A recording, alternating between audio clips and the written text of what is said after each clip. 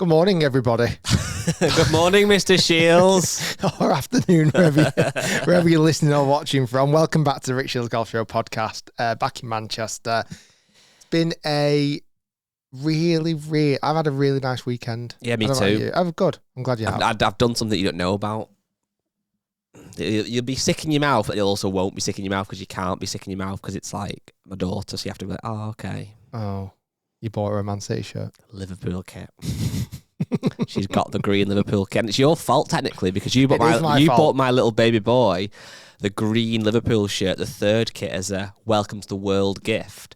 And my daughter has come home from nursery singing, Liverpool, we love you. Oh, Liverpool, we love you. Now, she doesn't understand it. She calls them living pool, for a start. One of the teachers at nursery puts music on occasionally. It can be K-pop Demon Hunters. It could be some old dance music. She's obviously a Liverpool fan, which I'm glad to know. And she's been playing Liverpool songs. So my little girl's come home singing Liverpool sons. Doesn't know what they mean, doesn't know what it is. But they said, do you want a Liverpool kit? She went, yeah, okay. Do you want the same one as me and your brother? Yeah, okay. So this weekend we bought her a kit. Nice. Did you get a name on? No. I didn't want to go that far. I spent 42. Just in case. Well, I spent £42 Just in case she's not that into it. She's not into it. She's not remotely bothered. She got the kit, wore it once, and that's probably it now. So I got a little family picture of us in the kits, all wearing our green shirts. So I might make you a little bit even sicker then. Go on. Because tonight, I'm going to Everton versus Man United. Wow. They're two teams a Liverpool fan should absolutely hate. However, I will be massively cheering on the blue team. I guess you are. Great stadium, by the way. I've heard great things. Last-minute winner yesterday. Yeah, never in doubt. Lucky boys. Yeah, I'm going there. But more importantly, and I'm not going to tell you straight away, I'm going to keep you guessing, I found something this weekend. I found something. Okay. And I am very proud of myself. But I'm going to wait. I've been playing with it all weekend. I managed to find something and I'm over the moon. But we'll come on to that in a bit. I'm excited. Overall weekend, there's actually a big kind of golf going on. There's the PGA Tour at Riviera. Don't know loads about the winner. He's the first time winner on the PGA Tour, am I right in saying? Jacob Broadhead? Bridgeman. And he managed to hold on when he had a tidal wave of talent chasing him down on a Sunday. Big cojones. And on the final green, when Tiger Woods, his tournament, obviously it's the Genesis on the PGA Tour at Riviera, he stood there looking I think he's looking good at the moment, Tiger. I'm already getting wrapped up into this world. Is Tiger going to come back? He was looking good. To come on to in this podcast. I see a future where AK and Tiger are playing the 18th hole, the Masters. There was a putt, the first putt that Jacob hit might be one of the weakest putts I've ever seen to win a tournament. He left himself with that knee knocker of a 4-footer after Rory had just boxed that double breaker from off the green to just be one shot behind. And he stood up there, Jacob, with kahunas, like you say, and managed to sink it. That would have been an atrocious way if he'd have lost that tournament because of that. Well, you're right, and it's nice sometimes to see these people that they are real because the scores they shoot on the golf course. I mean, this week, Bridgeman went 66, 64, 64, and then quite a disappointing 72 to finish, although we won it by a shot, as you say. So to see that kind of human element that these guys do get nervous with Tiger Woods watching over them and Rory McIlroy, like you said, sinking absolute snakes. But you're right, I didn't know much about him until probably last week, really, at the AT&T Pebble Beach Pro-Am, where he was on the beach on the last hole. But looking here... Oh, it was that same guy. Yeah. Looking at the season he's had so far, he started off his season at Sony Open in Hawaii, tied 4th, then a tied 13th, tied 18th, tied 8th, and then a 1st. So here, since the middle of January, so just over 2 months, he's gone, this is in dollars, obviously, $400,000. Nice. $170,000. Disappointing. 122. Yeah, really bad. Get Terrible. a very cheap What's Porsche the point? for What's that. the point in getting out of bed? Last week was a bit better, $500,000. Oh, yeah. Okay. And then this week, $4 million. Yeah, well, that works. So you look at that, and he's 26. That works. He's not actually as young as maybe I thought he was, because sometimes these players that you don't know much about, you expect them to be really young. He's 26 years old, but what a player he seems to be, and what a start to the season that is. It's like, what's that, over $5 million to start the season. Nice. What a way to start. You know what he seems like as well? He seems a bit like a bit of an unpredictable player. And I quite like unpredictable players. You know, it wasn't a guaranteed he was going to win yesterday, albeit at one point I think he had a 7-shot lead. Yeah. You know, and even at Pebble Beach last week when he stuck it on the beach, I actually forgot it was that same guy, but that was so random. And the way he played that, and he kind of doesn't seem very phased. He seems quite, yeah, whatever, I'll just do it in my own way. So he seems like a very exciting talent. Almost, it's a weird comparison, but he almost kind of reminds me a bit like a Jordan Spieth type character. That kind of bit of excitement. You never quite know what you're going to get from him. Well, what was really interesting this week, there was obviously the winner in Jacob Bridgeman was quite interesting, but not only that, we saw some great golf from Rory, and he had a great final round of 67, a great week. I mean, 66, 65, 69, 67 to miss out by one. But he walked away with $1.8 million. As if he needs more money. Yeah, it works. It's mad, isn't it? It works. An insane final round of 63 by Adam Scott, your friend of mine. Amazing guy, you filmed. And if anyone's not watched that video, by the way, or you've not watched it for a while, go back and watch Rick versus Adam Scott. What an amazing video at Kings Barnes. You know what? Sometimes when I'm having a bit of a tough day and I think, you know what? There's no nice people in the world. I click that video back on and go, no, there is. Yeah. Adam Scott's one of them. Scott's a Adam Scott. Rick Shiels isn't on the video. No, I'm a terrible person. But Adam Scott, he is such a nice guy. It's actually ridiculous. Out of all the people we've ever met, he is the guy who far surpassed my expectations. He was amazing. He was, as he is in interviews, but then think, oh, that could be an act. These guys might not be that nice, really. They might put it on just for the cameras, but he was unbelievable. Who's nicer? Adam Scott or Tommy Fleetwood? They played together last night. Right. That is like the perfect group, them two. I'm not going to go with either, but let me just explain my rationale with what I'm going to say. I was more surprised Adam Scott, only because Tommy Fleetwood was really nice, but he's the same age as me, grew up in tournaments that I used to play in, although he was in the good groups. I was the rubbish golfer that went out early on. I was off about 10, he was off about +2. But I kind of feel like... From the same neck of the woods. You're from the same neck of the woods, you're the same age as me. You should be nice, and if you're not nice, I'd be disappointed that you're not, because you should be, and he is, and he's great, and he's, other than being a bloody Everton fan, he's great. But Adam Scott's been there, done it, Masters champion. If anyone wants to be cocky and arrogant, he's not that he's deserved it, because no one deserves to be cocky and arrogant, but fair dues if you are. But he wasn't. So I would almost be more surprised, Adam Scott. That's well worded. But other than that, though, just the rest of the leaderboard, just a quick one. Speaking of your friend Tommy, who you've got down to win the Open this year, he had another decent week. Say decent, tied 7, so great week, really. Scotty Scheffler has lost it. Scotty Scheffler's finished. Scotty Scheffler has lost it. 18 weeks in a row, he's come in the top 10. Well, 18 events in a row, I should say. He's come top 10, and now he's absolutely thrown it down the drain by coming tied 12th. I mean, what's the point? Tied 12th. Just give it up, Scotty. You know what, though? Literally... If Scotty Scheffler could could work out, how to play golf on a Thursday, he would be Tiger Woods. I actually saw a post. I was meant to screenshot it this week. Oh, I won't be able to find it now. And it was basically ranking the best players in the world right now, but it all had little caveats. And like Scotty Scheffler, Friday to Sunday. Yeah, well, I mean, there was lots of different examples of that, basically. But it's insane, though. I think he had, on the Thursday, he was right down the bottom of the leaderboard. I think there was only 3 or 4 guys who had worse rounds than him. So to make the cut was a start, but then to go 74, 68, 66, 65, he is absolutely insane. When was the last time he missed a cut? Oh, I wouldn't know. It will be a long time ago. Find out.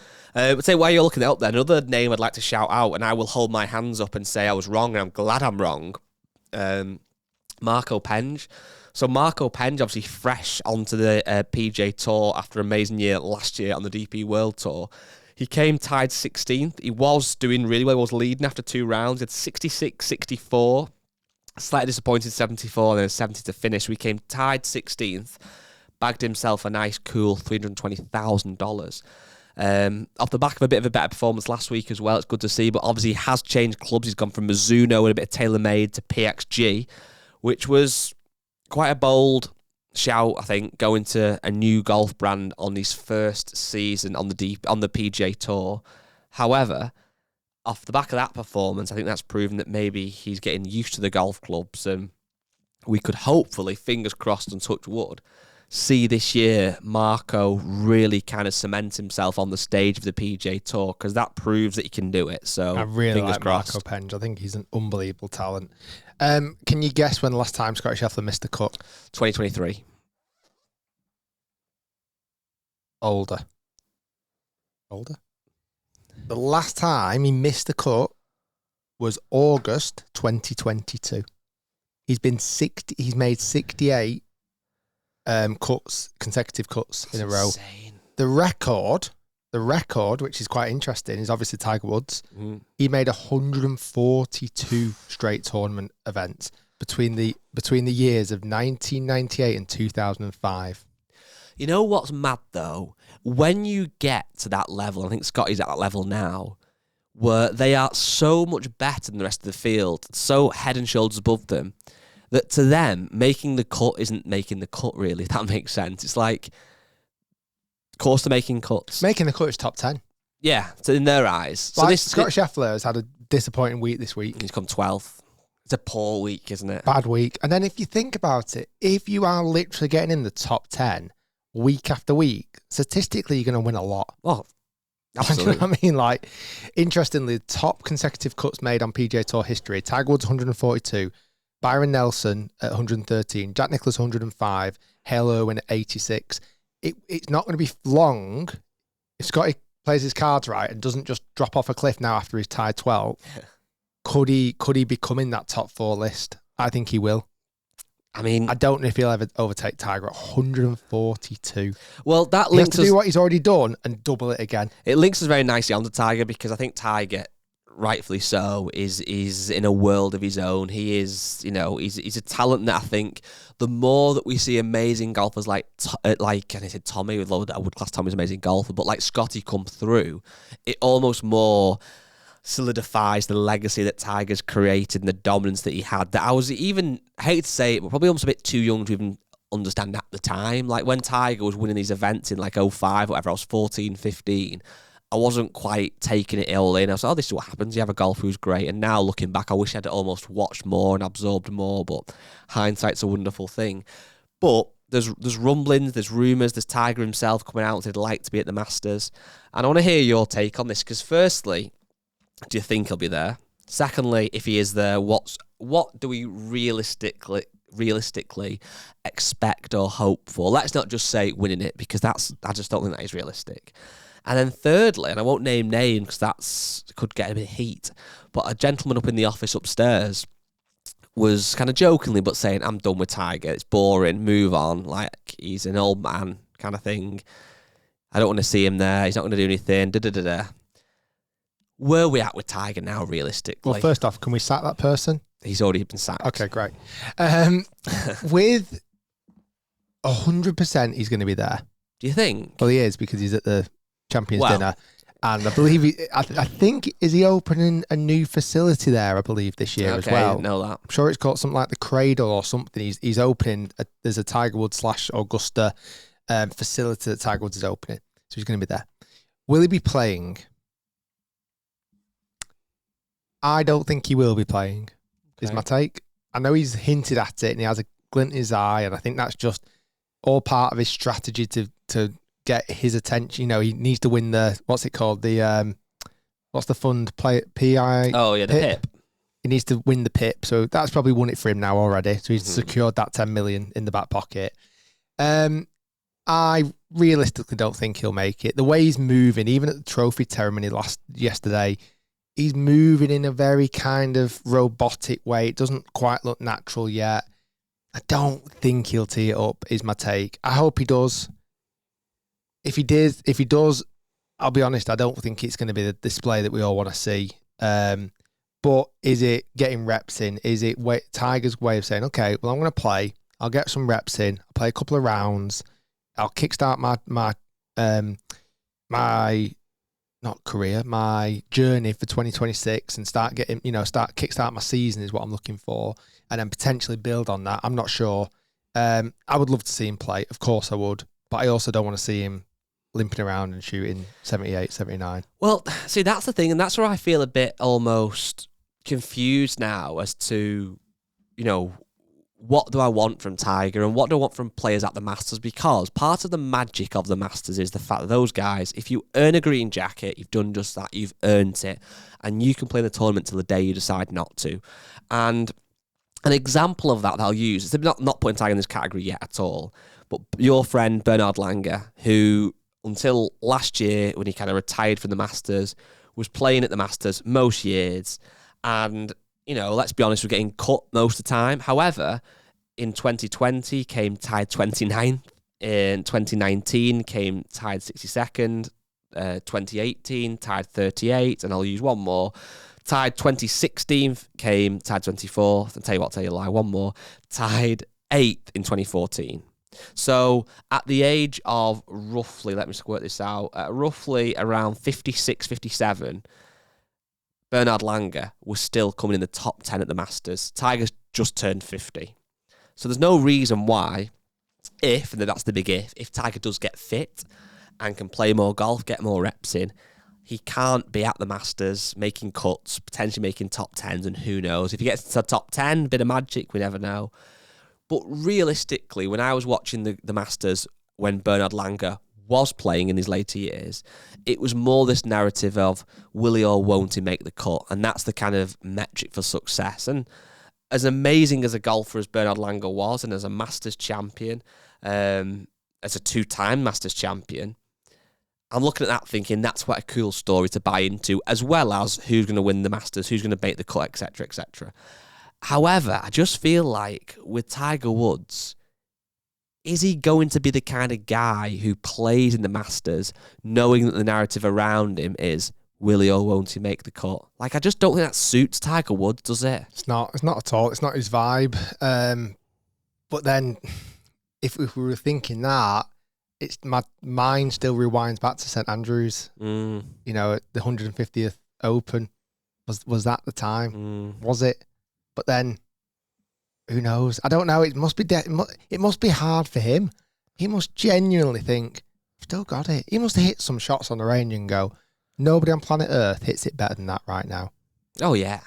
But then doing that over a full tournament under this much pressure, when your body has been battered, bruised, and stitched back together multiple times, like, that's not easy. But playing devil's advocate, because I'm on your kind of side, if you like, not that you're taking a side, but I agree with you. But we've just watched Anthony Kim win at Live Golf Adelaide. Coming back to that, we've just watched Adam Scott shoot 8 under. We've just recently seen Justin Rose win again. Exactly. Like, it's not totally... I mean, Phil Mickelson, when he won the PGA Champs, he was 50.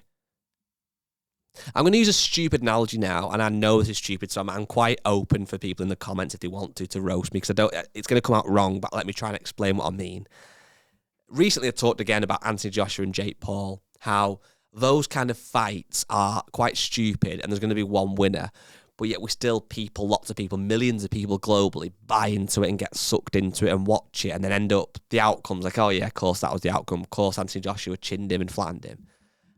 I'm not saying that Tiger Woods making the cut is like that, but I honestly think as long as Tiger Woods is playing the game of golf there's always going to be that bit of him as like, he has 4 good rounds. Same as if Jake Paul does catch Anthony Joshua on the chin, he could win. And I don't know, I'm just thinking that it's exciting regards that whenever Tiger Woods is getting spoken about around major championships, there's a part of you that can't help but believe and dream. So who knows? Like you said, and to be honest, you've made a good point now. I know Anthony Kim's 10 years younger. No one would have thought he would have won.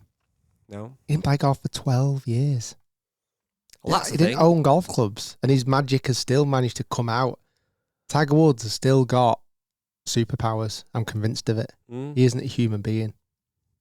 So whether he can bring those superpowers again one more time, who knows? 4 more times. I think the big thing who knows? Well, the big thing is, though, isn't it, realistically, is that we know that Tiger Woods is obviously a strong guy, even with his injuries. He can get the golf ball out there with speed. And he's, no matter what, he's never going to be the shortest player in the field, is he? There's going to be guys playing at the Masters who'll be shorter than Tiger Woods. That's an absolute given. So he can get the golf ball out there. His putting will always be unbelievable.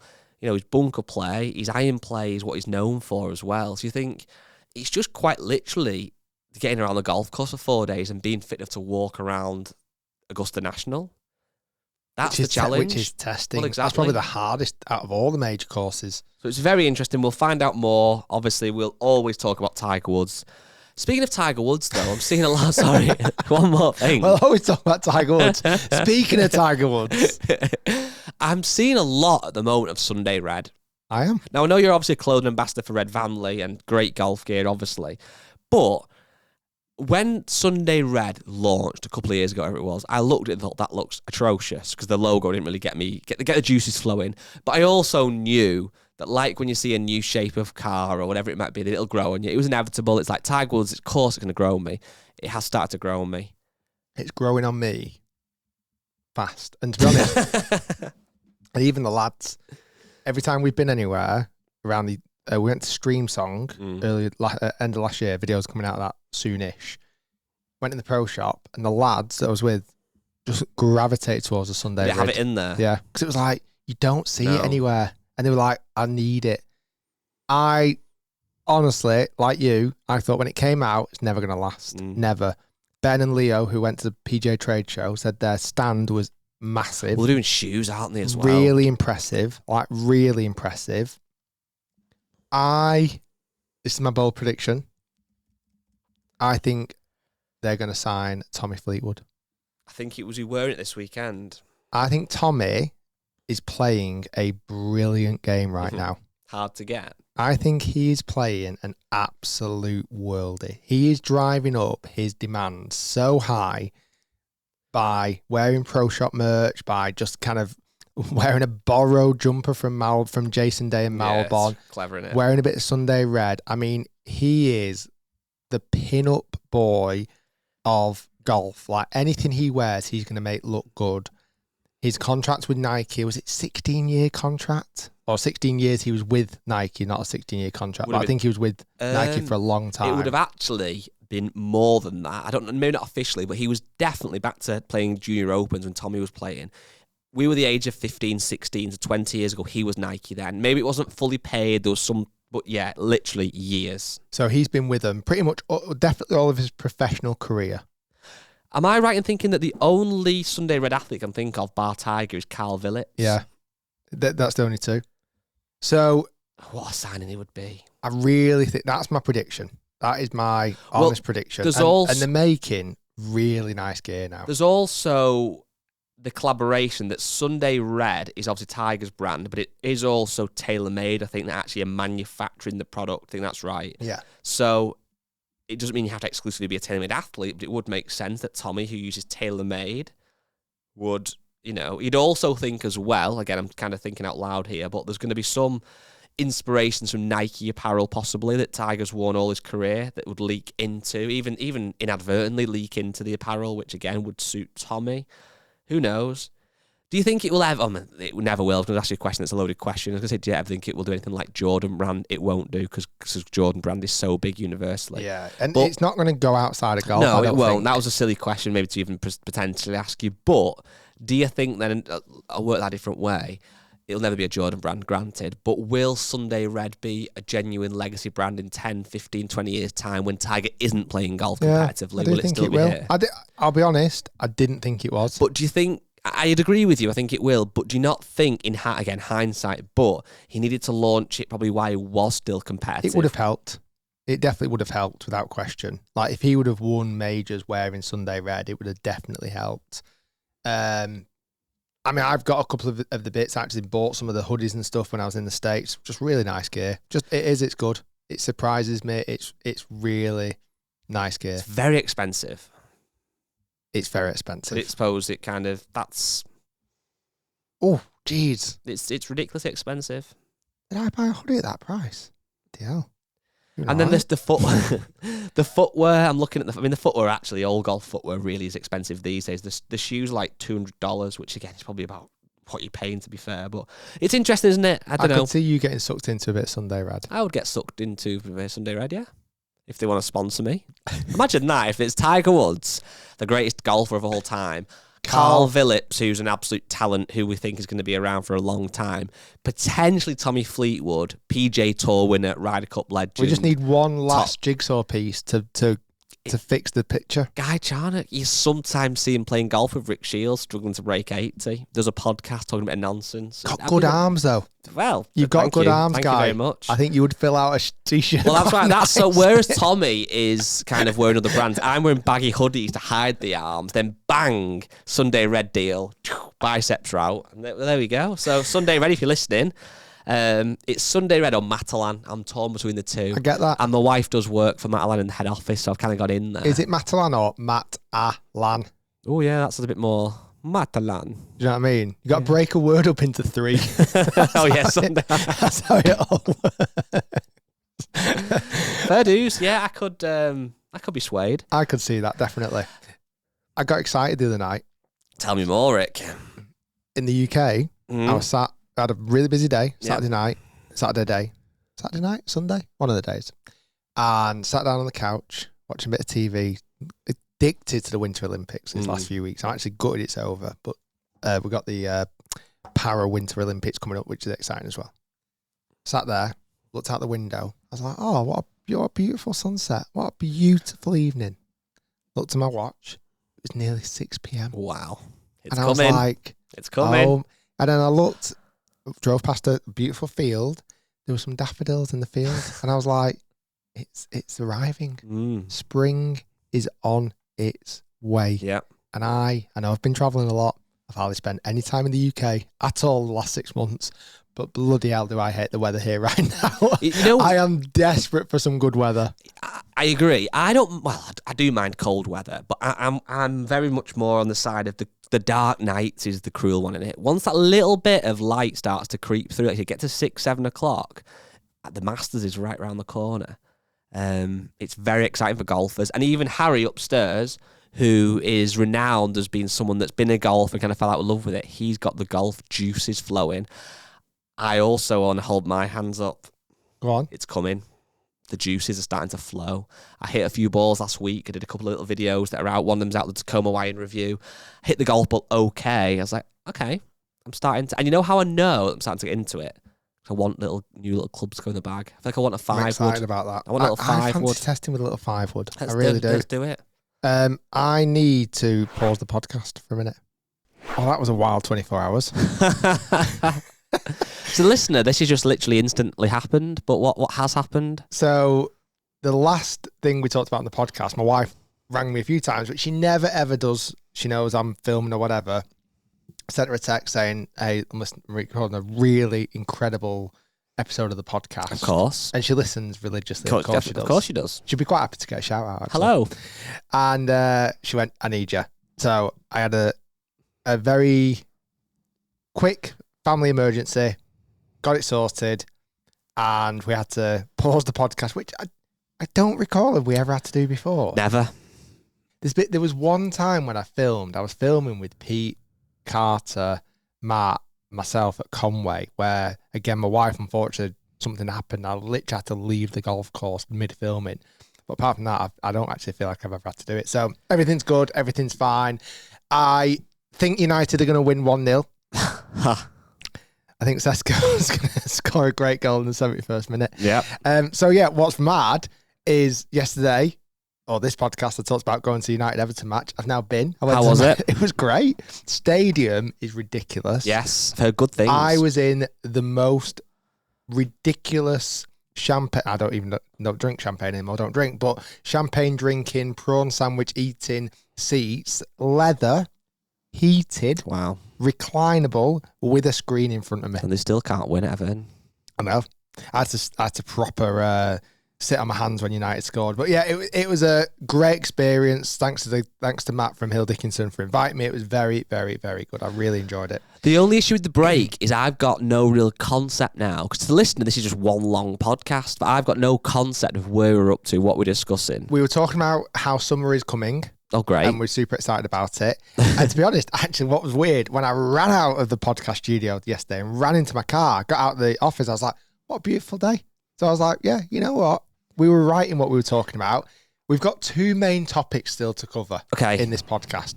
Number one, if you remember, I teased you about that. I found something. Oh, you did. I'm going to keep that still under wraps because I found something that's really exciting. I've not lost it, thankfully. Took me a while to find it, but I found it. Number 2, I think we need to talk about the new rules that have come in with DP World Tour players, or certainly Live and DP World Tour players. Yes. I know you're up to speed. You have your finger on your pulse with this news, I'm sure, Guy. Fill me in the audience with what the new update so is. This will be very much done off the back of a fag packet because I don't know it as well as maybe other golf journalists would do. However, from what I gather, there are a number of Live players, your Tom McKibbins, Tyrrell Hatton as well, I think there's about 6 or 7 of them, is there, who are now going to be eligible to still continue to play on the DP World Tour.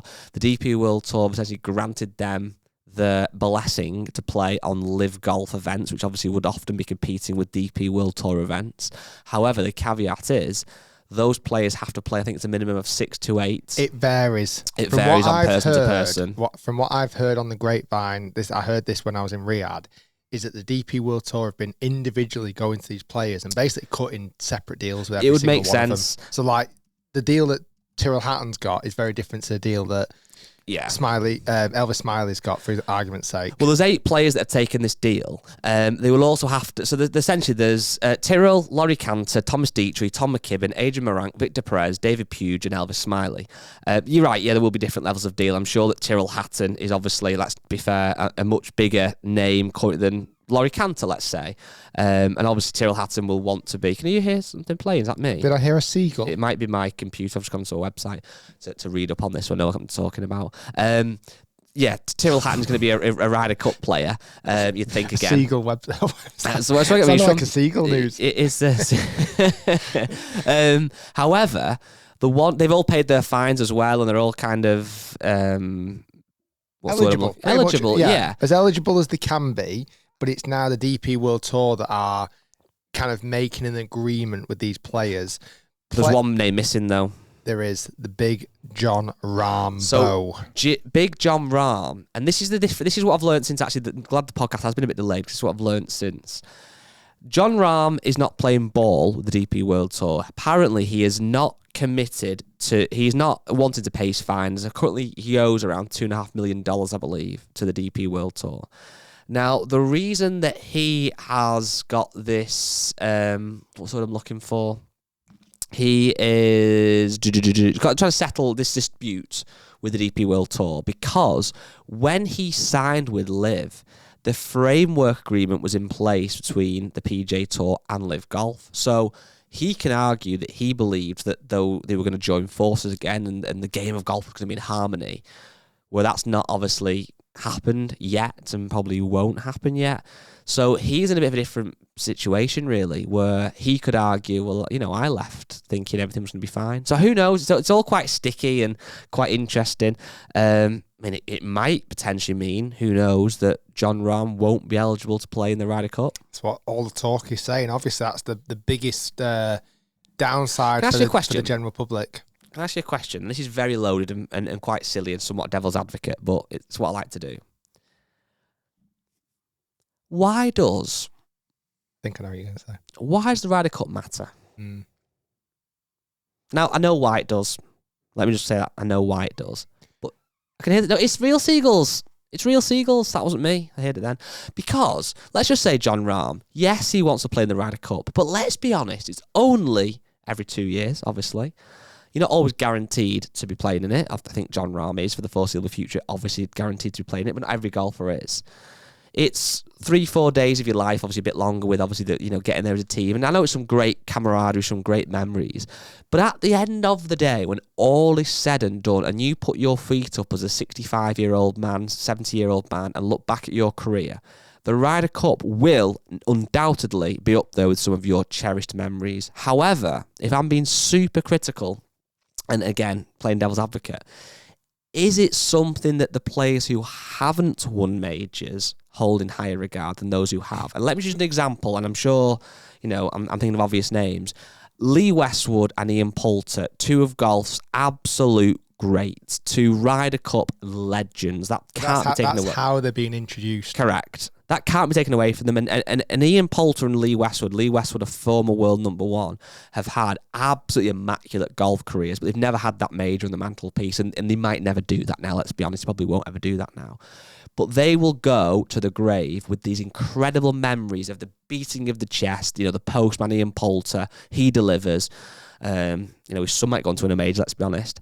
But that to them is the pinnacle of their careers, and rightly so. However, for Rory, as passionate as he is in the Ryder Cup, he's nearly come to 50 cups in the Ryder Cup, I think he naturally would be in the golden years of his life, at an amazing resort in Palm Springs, where he might be residing by then, looking at his green jackets, looking at his major trophies, looking at his career Grand Slam. And the Ryder Cup will be up there, but it won't be on that top level. So for someone like Jon Rahm, who's already a major champion, is he just after more greatness, more individual greatness? Does that weigh more to him? Is Tiger bothered about the Ryder Cup? And looking at Tiger now, how many Ryder Cups has Tiger won? I wouldn't have any idea. I don't know.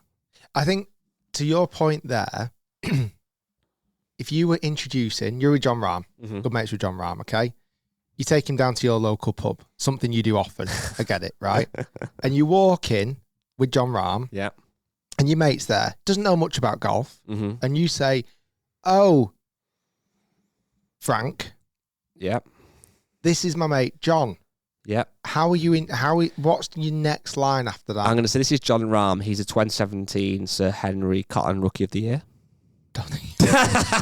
No, I would say this is Jon Rahm, Masters champion, US Open champion, but even probably bizarrely even parking the US Open. This is Jon Rahm. He has won the Masters. Similar with Rory. You're going to be, hopefully you wouldn't have to explain who he is. If you had to give it an elevator pitch, he has won every single one of the 4 major championships. He's one of the only Grand Slam winners. Yes. How are you introducing Luke Donald? It was former number 1. Well, so this, again, without being pedantic, it depends on someone's level of, if someone doesn't know anything about golf, I would say, this is Luke Donald. He was once the best golfer on the planet. Wow. If someone knows a bit about sport, I would say 2-time Ryder Cup winning captain. So it depends on the level. Do you know what I mean? Like if you bumped into... Do you know what that reminded me of? Have you ever seen the Jim Carrey speech after he won? Was it the Oscars or something? No. And he talks about how he's now 2-time Grammy award-winning actor, Jim Carrey. Is Grammys not singing? I don't know.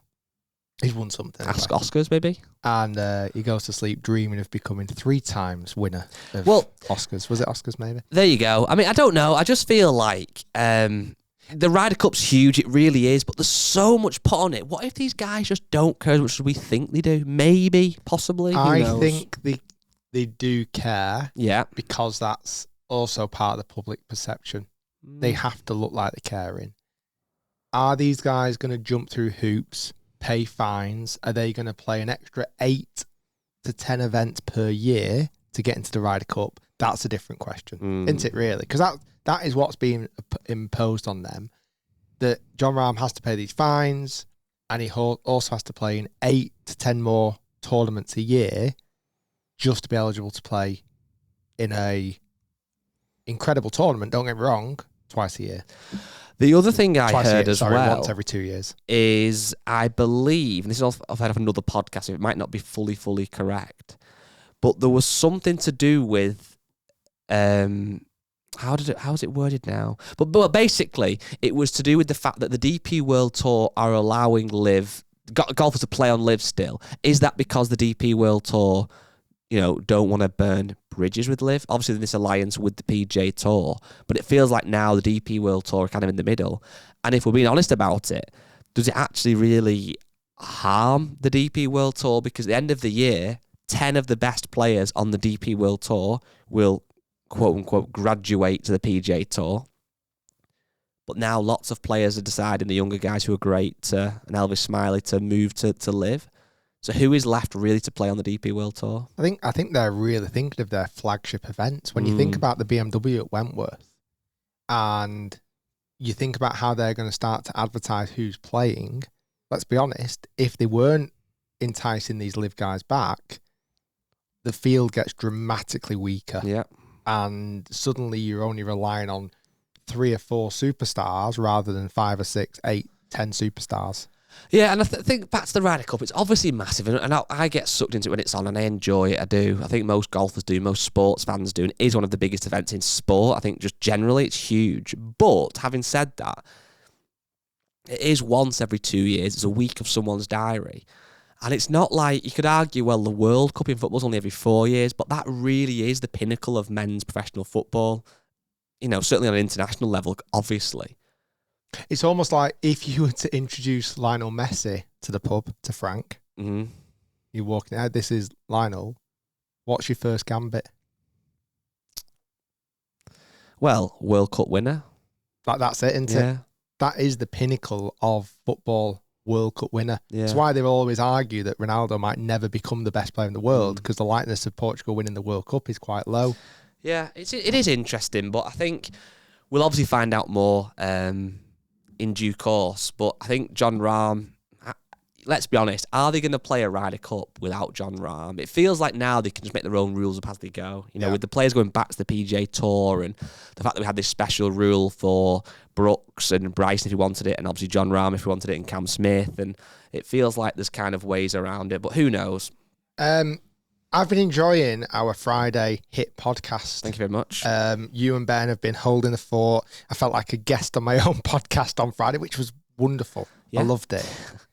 This brings me on to quite nicely what I found. Now, I will come on to this in more depth on Friday. Okay. So if people are listening to this and want to know more about this story, I'm going to show you something on my laptop. Okay? Mm-hmm. I want you to react without giving it away. Okay. I thought it'd be bigger than that, Rick. It's pretty big. It's a few lengths. I've seen bigger lengths in my time. But I'm glad you found it. Found it. Was it hard to find? Incredibly Did you do a lot hard. of rummaging? I'll tell you the story on Friday's podcast. Okay. The full story. So I want Ben to be here as well. Okay. It was partly Ben's... I thought it was a myth. I did. I was starting to question everything Let's about my life. Let's see the size of the head again. Well, the problem is... Well, was a lot of shaft? Well, you don't get a perspective because you don't see the shaft. Let me just check there's no shaft, because there's a lot of head. Don't put the camera on me. Put the camera on Guy, please. Let me see this. You're not seeing him. Lack of shaft, but quite a big head, is all I'll say. So if you want to find out that story... Let's just see that round, just one more look around it. So it needs a bit of a trim. Let's just see, because I think there's something in the way of foliage. There is a little bit of foliage around it that needs a bit of a trim, but that's fine. But I found it. He has found it. Well done. I found it. And honestly, I was genuinely starting to question everything that I believed in my life. Yeah. So we'll come on to that in Friday's podcast, because Ben was instrumental in a message that he sent me over the weekend. And I found it while I was at a trampoline park. Wow. So... on Facebook, Shane, I'm very excited for that. Shane Giltrip has said, very simple question, blade or mallet putter? I think the evidence and stats now are much more favouring mallet putters. Yes. I would say the Spider, it was already successful. It feels like it's gone into a different stratosphere recently. Every week it feels like a Spider wins on tour. Yeah. It really does. Gavin Anderson has said, there's still no sound on last Friday's podcast. Now we've fixed it. There was an issue. Hold our hands up on the Spotify podcast. Was that our fault? It was. Right. We found out why. Right. We fixed it. However, the good news is, this is good news for people listening. Spotify. With the podcast, as you might well know, it's audio and it's video. So the audio is on Spotify, Apple, etc. And the video has traditionally been on YouTube, goes without saying. However, now the video podcast is also available on Spotify. So for those who use Spotify, you can literally toggle between listening and watching the podcast, which is cool. And also the other news is Apple Podcasts are very soon to be bringing out video on there as well. So if you listen now, you're in the car listening on Apple Podcasts, that's great. You will soon be able to watch it on Apple Podcasts, not while you're driving, granted, but you can listen to it in the services. You hear Rick showing off his picture, you pull over to the services to get a Burger King, you think, right, I want to watch that now, I want to see what Rick's showing, Guy on his laptop, bang, put your phone on, look. If you've been naughty and you walk into a service station, okay, and there's a McDonald's, a Burger King and a KFC, Is that an easy decision for you? It couldn't be easier. You go McDonald's? Absolutely. Yeah, I think I would. However... What about if it was only Burger King and KFC? KF. Popcorn chicken. What about if it was Burger King and Subway? Have I been healthy or not? If I've been healthy, Subway. But Burger King's not bad. You can be pretty bad at Subway too. You can be, but Burger King is risky because it can be very nice. On a good Burger King, it almost tastes healthier, if I can say that, than a McDonald's. However, I have found in my experience before, Burger King's got a lot more variety from being soggy to nice. It can be anywhere on the spectrum. I just never know what to pick at Burger King. Yeah, I'm very plain. McDonald's, I know what I want. You're a Whopper. Have you seen? I had a big arch recently. You've got a big arch, yeah. I had a big arch. Not as big as it used to be. That was phenomenal. They get big arches from McDonald's. Is it not? Yeah. Yeah, golden. Yeah, no, McDonald's. but all right, yeah. Sorry, I was thinking of Burger King, and then I'm thinking of your arch. You know where I'm not a fan of? That doesn't really get me going at all. Greg's. If someone said to me now, if someone said, "Guy, you are barred from Greg's. If you ever get seen in Greg's again, you'll have your finger chopped off." I'd happily never go in Greg's again. When I went to Vietnam was it about October, Gabe? November. When I got back and I landed at Heathrow, I stopped up for the first services. It was that really good services with the Weatherspoons. You know which one I mean? Yes. I don't know where it is. Yes, I know. I know you go past it, right? Yeah. Is there a Nando's there as well? Is that one? There's everything there. Literally, I walked and I was like, there's everything. There's McDonald's, there's KFC, there's Burger King, there's Nando's, there's this, there's that. After going a week and a little bit in Vietnam, I went straight to Greg's. Really? And what did you get? Pasties, sausage roll, and more pasties. You know why, though, for me, I'm not a big Greg's guy? Because when I have a McDonald's, I know it's bad for me, granted, and I do feel a bit grim after it. However, if I eat at Greg's, I just feel like it makes me feel minging. I absolutely disgusting. Very beige. It is very I put beige. a lot of ketchup on it. Ryan Walker said to you, Rick, if you're walking out to the party hall at Live Golf, what song are you walking out to? Kanye West, All of the Lights. Yeah. Pretty standard. Any Kanye West song. I just had an email, actually, and they've copied podcasting as well. Not you, though, but podcast. I think it's a product you might need. It's called the Water Weasel. Okay. The golf ball retriever. The Water Weasel. It's bad enough carrying a golf ball retriever in your golf bag, but the name of the Water Weasel. You can pick up 4 balls at once. That's a really bad. Look at the cartoon on the website. Oh my God. What is the world coming to? The Water Weasel. Zach Bird has said. They've just got a free shout out. Well done, Water Weasel. Zach Bird has said on the Facebook group, which brand have you been most impressed with so far this year, and why is it Wilson? Is that a question to you? Well, it's to everybody. He's not seen my Wilson review yet, where I give them a glowing review. He's seen your driver review. Isn't it what's impressing, though? Should Wilson not be good? Yeah. To me, I have to say, I think it's Takomo. I do think it's Takomo. I must admit, they have been very impressive.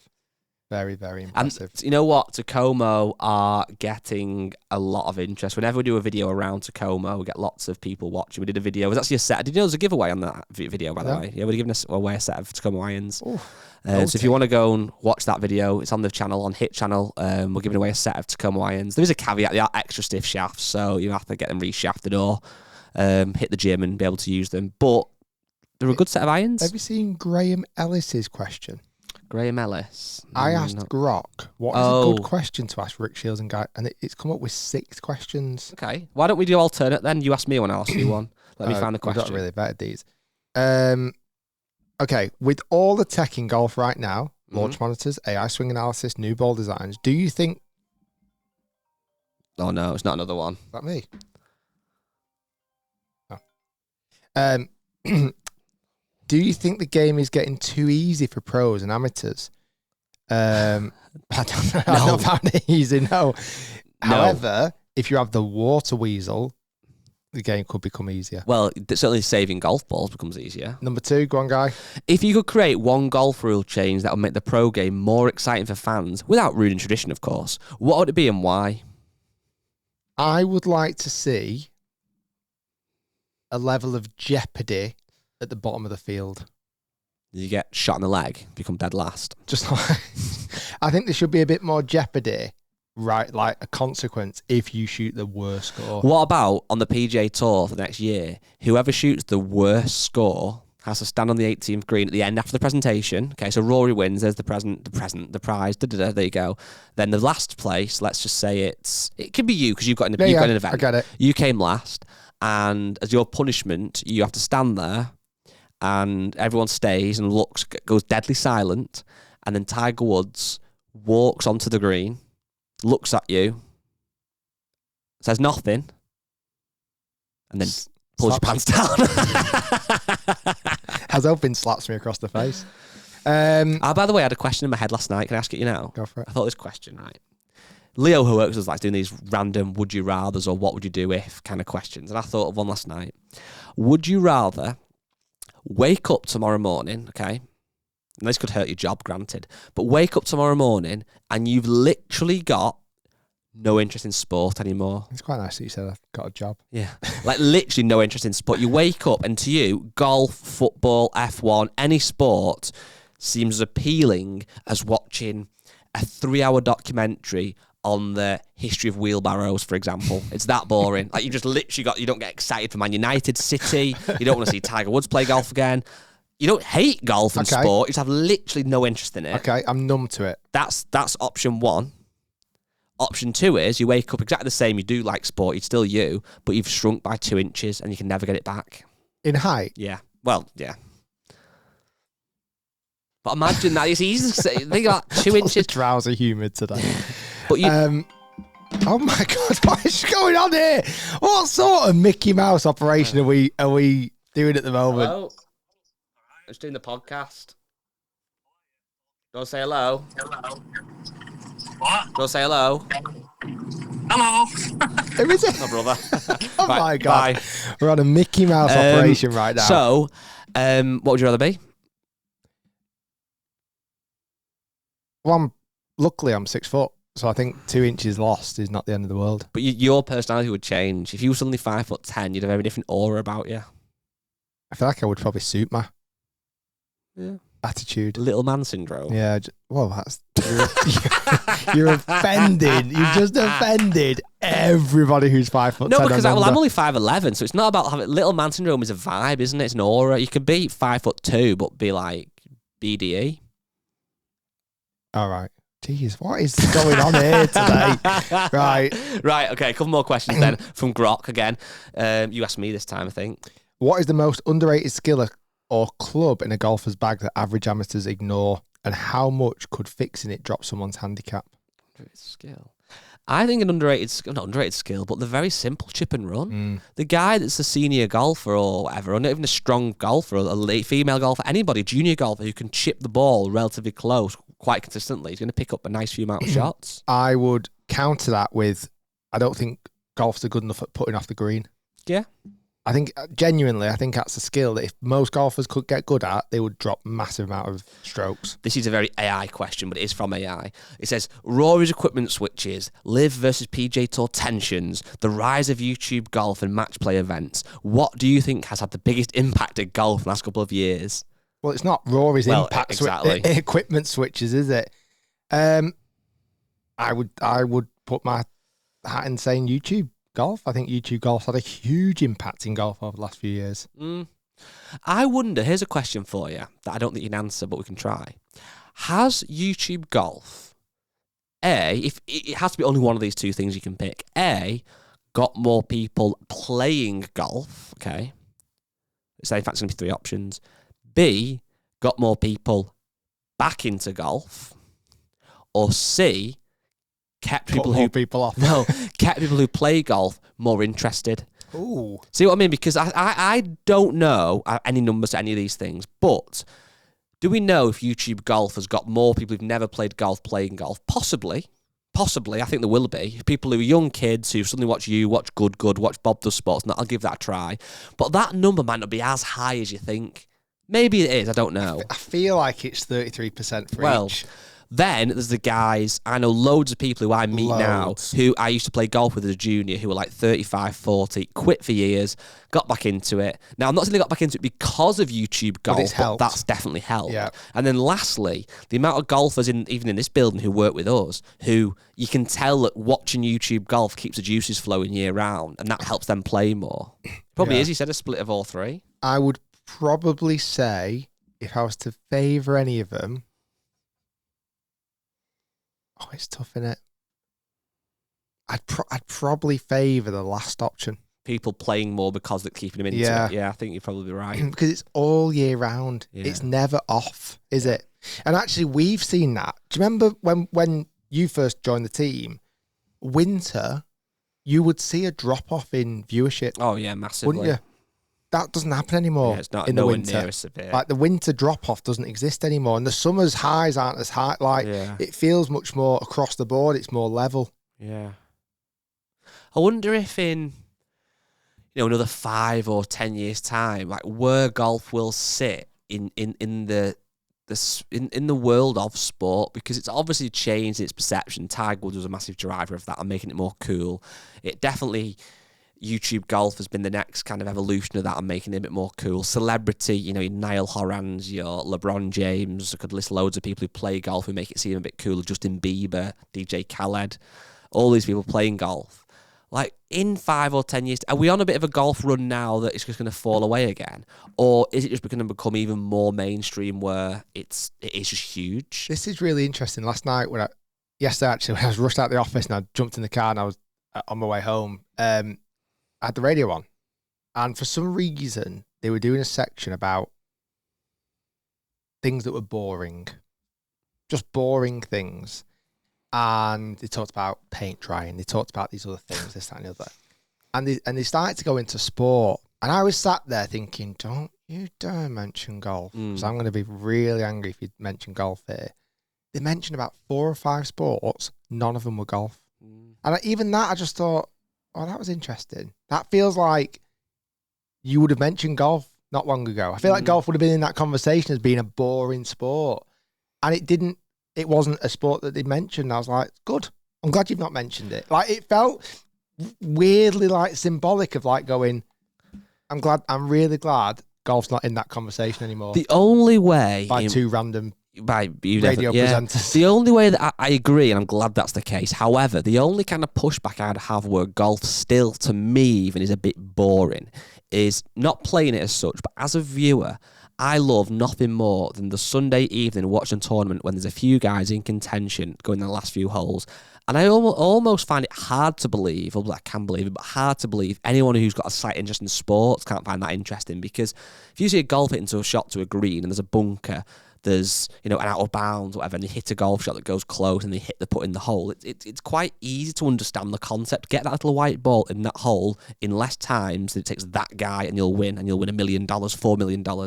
It's exciting. However, I tried this week to watch Riviera on Thursday, Friday, even Saturday, and I watched some of it, but it just feels like it's so far away till the end result. It's like a football match is 90 minutes, and it can sometimes be boring, but you've only got 90 minutes to watch, and it's done. But with golf, it's like, if you said to a random person, or a random person put golf on a Thursday, you thought, you know what, I've heard YouTube golf's on all the raids. I've seen Justin Bieber playing golf. There's some golf on Sky Sports. I'm going to try this. It's Thursday night. It's 9 o'clock. Let's put some on. Bang. Where's the jeopardy? That's what's difficult with golf. Now, you could argue about lots of sports. I don't watch cricket, but like Test cricket's very long. But when you compare it to some of the Winter Olympics that you got obviously really into, and obviously I watched a bit of that as well, where these sports are quite quick and stuff. It's just that's the only thing still that golf has never got nailed. But it's the nature of the game, isn't it? I think if there was more match play tournaments, you'd get that as well. Because knockout rounds make sense. Yeah. I got well into the men's curling, and it's simple. It's a knockout round. Like you win, you go through. If you lose, you get knocked out, whatever. I don't think golf has enough of those knockout tournaments. And that's why, again, I guess the Ryder Cup's so easy to consume. That's why. I was going to say, if you got 4 golfers who the general sports fans have heard of, so we'll go Tiger, Rory, Scotty possibly in that conversation now, and who else would you? Phil Mickelson maybe. So 4 golfers who like sport. For Bryson, yeah. I'd swap Scotty for Bryson. And you said to the general sport-ish fans, these 4 golfers are playing 4 holes of golf. There's going to be a long par 5, lots of water, a drivable par 4, a lovely par 3, and another hole, and a dogleg maybe, or whatever it might be. And they're playing 4 holes. Whoever shoots the best score wins $10 million. And if it's a draw, they have some sort of competition at the end or whatever, I don't know. I think we'd be glued to it if it was an hour long, because it is entertaining. Every shot counts, but that's clearly not what golf is. But I suppose my point is golf in itself can be exciting. It's just the fact that it's 72 holes with 140, 150 odd guys who you don't always know, you don't have relationships with. It's harder to watch. I could say the same about F1. I put F1 on the first, if I ever watch it, no interest. Give me the last 5 laps. I'm well into this because one car's got to win. But yeah, that'll probably never be fixed, unfortunately. Because I was thinking even then, like, could you have one-day shootouts? But even then, you don't get the jeopardy because you can't figure out who's going to be in the final group. Mm. And even a shotgun start wouldn't work on a one-day shootout. Do you get what I mean? Because it's like, I would argue for me, believe it or not, the sport that I get genuinely most excited for, and it's not very often, granted, maybe 2-3 times a year, is boxing. I genuinely, because it's 36 minutes, well, I'd the stoppage, it's 36 minutes, whatever it is, of fighting, minute in between each round. Not a long to commit to. Even if it's a boring hug fest, there's always that thing of any minute they could land a big haymaker. That's 36 max minutes. Exactly. It's not even going to be that, is it? Sometimes you've got the build up before it, where if it's a good fight, I mean, it looks like potentially we might see AJ and Tyson Fury, even though that fight should have been and gone. And we might be seeing Manny Pacquiao and Mayweather again. Apparently, I've seen, but I will be excited for those spectacles. Now, admittedly, I'm very much a casual. I don't watch a lot of the real, like a flyweight or whatever, who's technically a very good boxer, because it just doesn't really get me going. I'm very much a casual. But before it, I honestly get so excited. Yeah. And watching it, I'm like glued to it. So I've never quite got into that with boxing for some reason. I do. Anyway. That's great. This was like a 2-part. We could have done 2 episodes this week. In fact, our wonderful audience getting 3 podcasts this week. I think there's rumours of that, yeah. So you might be getting 3 podcasts this week. We've got a guest on that I filmed in Australia, and then we'll be back for the Hit podcast on Friday, where I'll talk about my head and shaft a bit more that I found. Guys, thanks for listening. Thanks for watching. Thanks for staying with us. This was the longest podcast recording ever in the history of the show. Late. Because we did... That took us exactly 24 hours to record. Yeah. Thanks, everyone. See you soon. Bye.